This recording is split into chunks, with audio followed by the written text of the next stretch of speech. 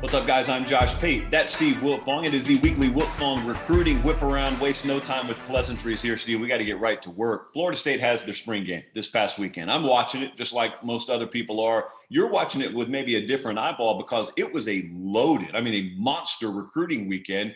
And I'm going to toss it to you with this question. Steve, how could you have a loaded recruiting weekend when it's still the dead period? Take it away, sir. Over 100 recruits on campus for Florida State's spring game on Saturday. Blue chippers in 2022, 2023, and 2024 make their way to Tallahassee. And when you are in Tallahassee, you have so many touted prospects that are within driving distance of campus that can come in and see what was basically an open scrimmage that fans could attend. Now, these prospects weren't able to meet with Mike Norvell and his staff. They weren't able to come inside the football facility and tour it and do anything that was organized by the Florida State staff, but they were able to come on campus and take part in that environment. And there was certainly a buzz, maybe a little electricity around this FSU program. Top 247 quarterback AJ Duffy told me during the day, just walking around, something's different about FSU. It's like crazy here, he said. And a lot of recruits echoed the same thing across the board. And Florida State sitting on the number 10 recruiting class in the 24/7 Sports Composite Team rankings. That's number 1 in the ACC right now.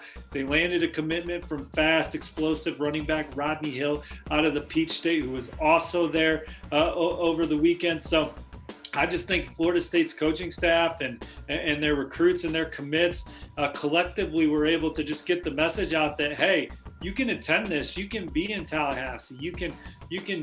This can be kind of a visit per se under the current logistics of college football recruiting.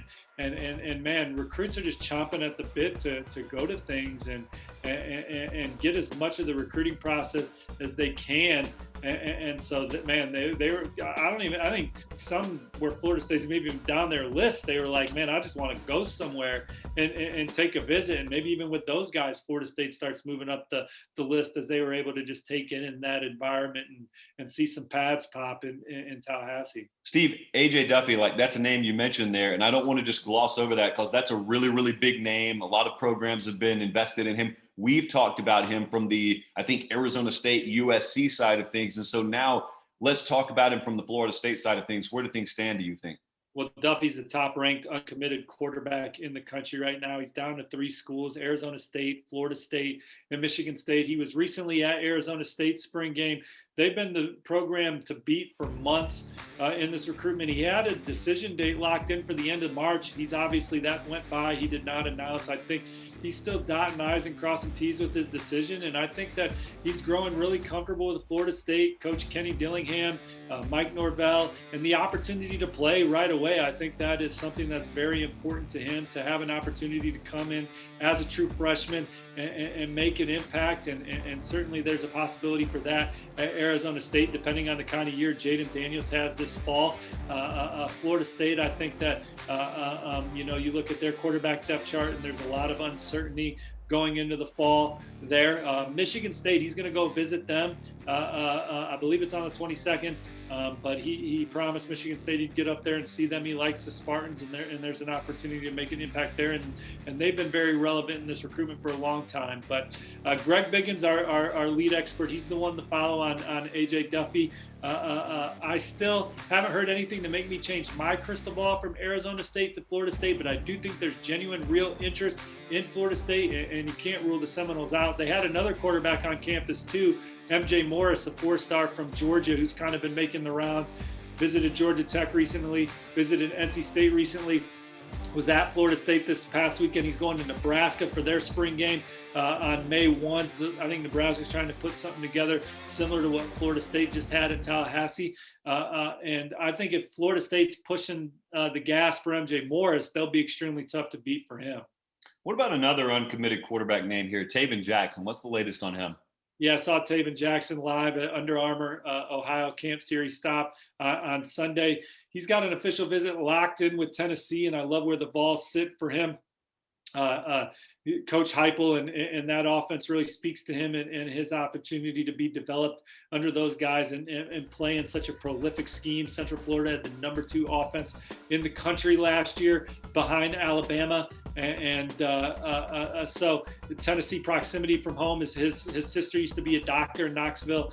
So it's not too far from Indianapolis, but there's a few other schools in the mix. Florida State's one of them. Florida State, they have Nico Marchio committed, but they need 2 quarterbacks this cycle. As again, we talked about their depth chart being a lot of question marks, their quarterback room having a lot of question marks. I mean, so Taven Jackson, he's extremely high on Florida State. Texas A&M is going to get an official. They want 2 quarterbacks this cycle to complement Connor Wiegman. UCLA, Taven Jackson's the 2nd quarterback that they've offered in this class after missing out on Malik Murphy, but they're in line for an official. In Arizona State again, as they battle for AJ Duffy, Taven Jackson also visited the Sun Devils for their spring game, and he has a ton of interest in them. But I like where Tennessee stands right now, and that would be my prediction as we talk today. Big offensive line prospect here, Keonta Goodwin. He's got an announcement coming up this weekend, Steve. Where do we think the recruitment stands as we head into an announcement from Goodwin? Man, this could be a massive week for the Kentucky Wildcats. They're, as you and I talk right now on Tuesday morning, they have the nation's #33 recruiting class. But this could be just a fun weekend for Mark Stoops and company. The twins out of Tennessee, Destin Wade and Keaton Wade, are announcing their college plans on Friday. And even though my crystal ball is on Tennessee as we talk right now, I wouldn't be surprised if it's on Kentucky later in the day. And then Keonta Goodwin announcing Ohio State was considered the one to beat for a long time for Keonta, but with him locking in his decision, familiarity with the Kentucky staff, them being on him the longest, an opportunity to come in and play as a true freshman. I like where the Wildcats stand with him, and if they land all 3 of those guys, they'll shoot up to #12, Josh. And Keonta would be one of the jewels of the class next to 4-star Grant Bingham. Would be another nice offensive haul for the Wildcats. Another thing to watch with Keonta is I do think he still will take official visits after his decision. So Kentucky still, if they do land him, would have to battle. And Ohio State, Alabama, Clemson, and Michigan State rounding out his finalists. But I like Kentucky going into the decision with the relationship with Vince Marrow, Coach Stoops and company, and their offensive line track record. They've had one of the best offensive lines in the SEC the last couple of years. And I think with them landing Jagger Burton last year, getting Keonta Goodwin this year, if they can do that, would be a tremendous haul to keep that rolling for them in Lexington. Tyler Booker is a guy who I think we've spoken about before, but we've got a list of favorites from him now. So let's reset things here and make sense of that list for me, Steve. Yeah, Tyler Booker, the #4 offensive tackle in the top 247, dropped his top 5 on his birthday on Monday night. He's 17 years old. He's high on Alabama. He's high on Florida, Georgia, Ohio State, and Oregon sneaks in there as probably the 5th school, but he has a lot of intrigue in them with his relationship with Coach Mirabal and Mario Cristobal, obviously being, an offensive line driven head coach. But I'm looking at 2 here, Josh, Alabama and Georgia. Georgia's his best relationship. He said as much. The Georgia staff's also done a great job recruiting his parents. That's a program that is so close in a lot of recruits' minds, including Tyler's, of winning a national title. But Alabama, he loves what they've done.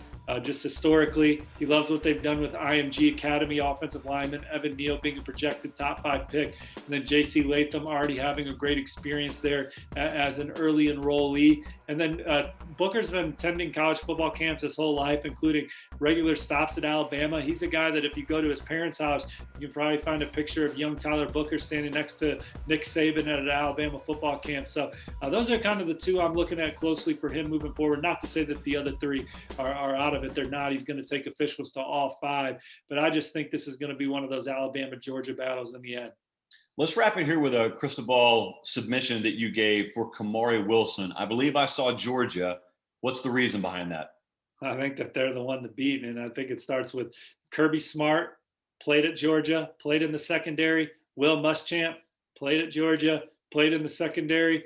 They're all over him as well as Coach Adai. So those 3 have really made Kamari Wilson feel incredibly comfortable with Georgia and his potential development. in that scheme under those coaches.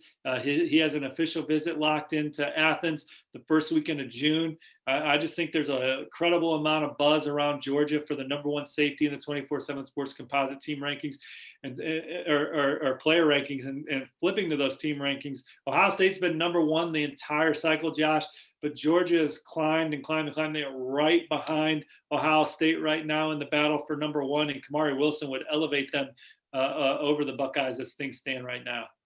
Told you. A loaded whip around this morning. You can be locked on 247sports.com for even more and all the latest. He is Steve Wiltfong. I'm Josh Pate. We'll see you next week. Thanks, Steve.